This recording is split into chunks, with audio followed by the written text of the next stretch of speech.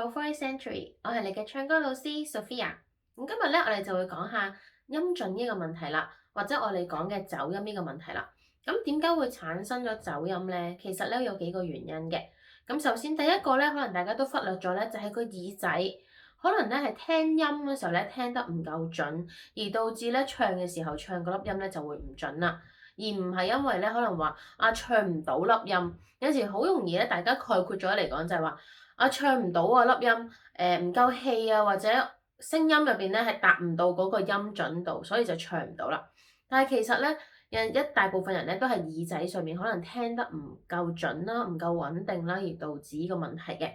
咁所以咧，聽嘅時候咧，個耳仔聽出嚟咧可能有音差啦，就本身個聲音可能係偏高嘅，咁佢聽嘅時候覺得，其實唔係咁高嘅啫喎，咁所以個身體咧唱出嚟咧就會低音咗，或者咧係一啲都唔夠準啦。其實呢個問題咧，大家咧都會忽略咗喺聽音嗰一度嘅。有陣時大家好心急啦，或者你哋上堂學唱歌嘅時候，你就會好心急，老師咧去示範嗰句嘅時候，你即刻咧就搭住老師嗰個時間咧，即刻去唱埋。其實嗰陣時咧，你就冇俾耳仔去訓練啦。咁耳仔咧係應該去訓練佢聽咗老師唱晒成句先，跟住咧你記一記佢，即係訓練嘅耳仔要記住個音準，跟住你再唱出嚟咧，其實就會比較好嘅。或者有陣時咧，我有啲學生咧，佢唱歌或者唱 K 或者自己練習嘅時候，佢會加埋咧歌手嘅聲音，即係佢自己喺度唱，歌手又一齊唱喎。咁同步唱嘅時候咧，都會導致咧個耳仔咧淨係聽到歌手嗰把聲，冇聽到自己嗰把聲。所以咧喺學音樂嘅時候咧，好重要嘅就係耳仔啦，因為咧尤其是人聲啊。我哋自己發力、自己唱嘅時候咧，我哋嗰啲 muscle 要控制啦，我哋嘅氣息要控制啦。咁要靠乜嘢為之我哋嘅標準咧？就係個耳仔啦。個耳仔聽得準，話俾我聽，而家個聲音要到邊一個位置，而我嘅身體就會泵氣，我嘅 muscle 就會縮埋去帶動去唱到嗰粒音咯。係啦，咁所以練習嘅時候咧，都建議各位咧唔好加埋歌手嗰把聲同你嗰把聲一齊 mix 埋一齊唱。如果咁樣咧，你就會覺得自己唱冇問題喎，好啱喎，因為你嘅耳仔咧聽緊歌手嘅，而你唱咧嗰度咧就忽略晒，無論係氣息啦，無論係嗰個音準咧，都可能係低咗噶。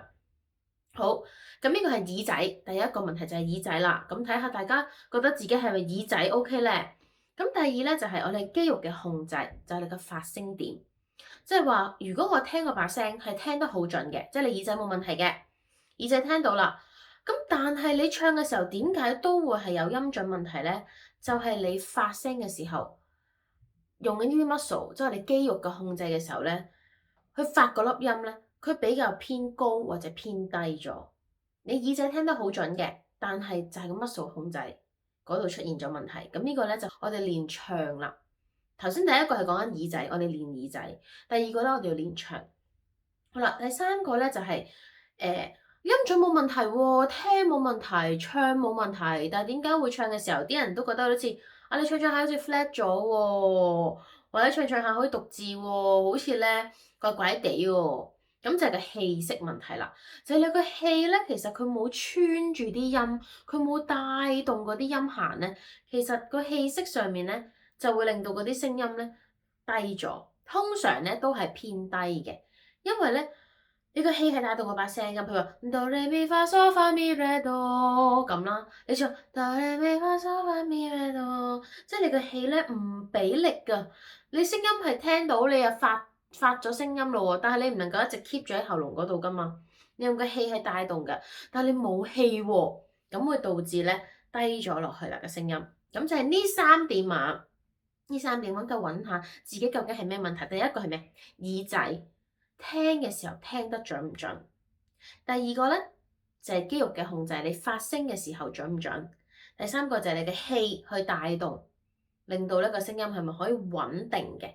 持續嘅咧行喺一個啱嘅音嘅區域裏面啦。好，咁如果你話我都唔係好明喎，咁我哋應該點做咧？咁我哋就試下做少少練習啊。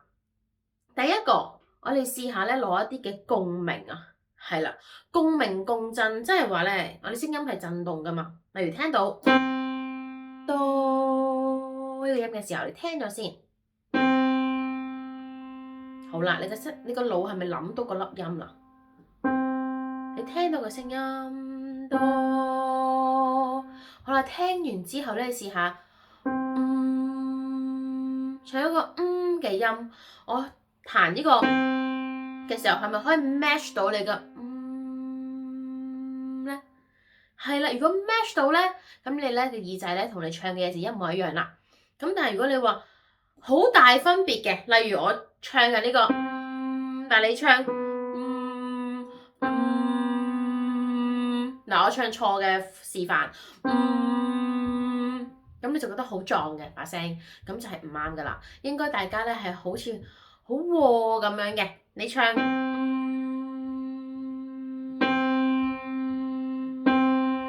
咁就啱啦。例如，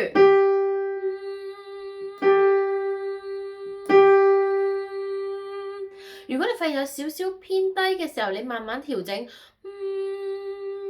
你可以向上向下去調整一下，咁呢個咧就係訓練下你個耳仔啦，同埋你個共鳴係咪可以 match 到？好，第二個，我哋訓練下我哋嘅肌肉點樣去發聲啊，例如哆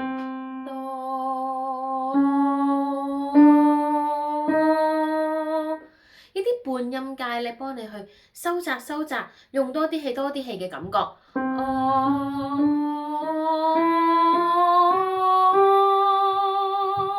跟唔跟到？好，我哋試下。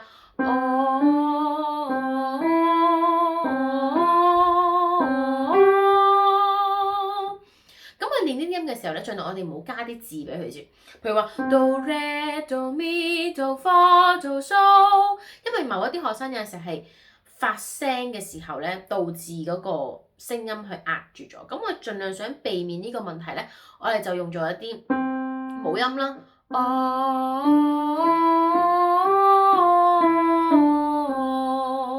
或者半音階，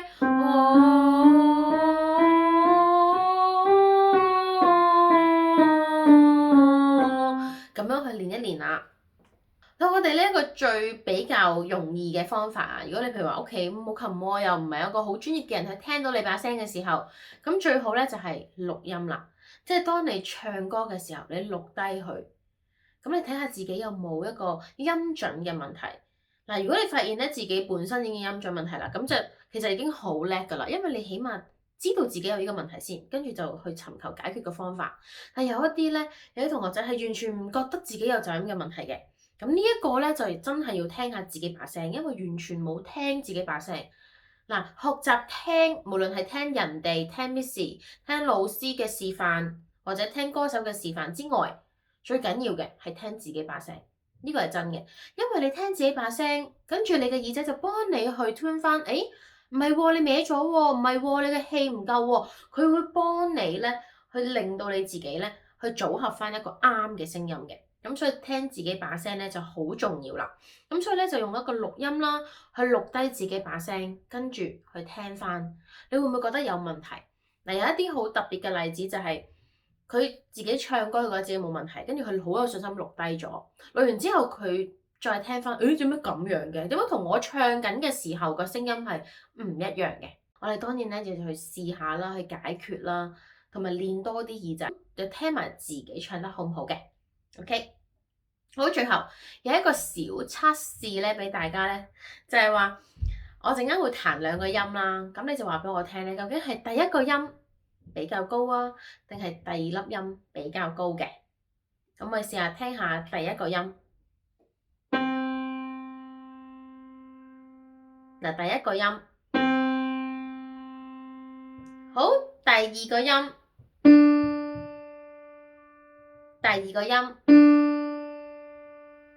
好，咁就話俾我聽咧，究竟係第一個音高啲，定係第二個音高啲啦？